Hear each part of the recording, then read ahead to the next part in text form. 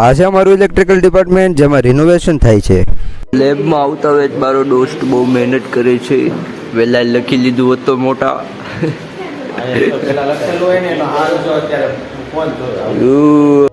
ભાઈ સાહેબ કરોડપતિ વાળા બધું પાકીટ બતાય પાકીટ બતાય ને પાકીટ.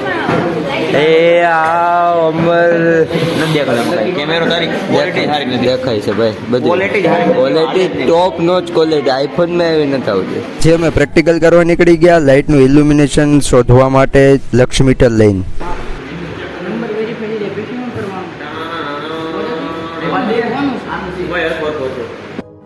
મિત્રો ફાઇનલી અમારા રૂમમાં નવા પંખા ઇન્સ્ટોલ કરવાનો કાર્યક્રમ ચાલુ થઈ ગયું છે ભાઈ.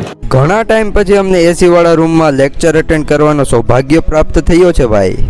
4 વાગે તમારો ભાઈ ગોળીની સ્પીડમાં પહોંચી જાય છે બસ સ્ટેશને, કારણ કે આજે તમારા ભાઈને ક્યાંક બહાર જવું છે.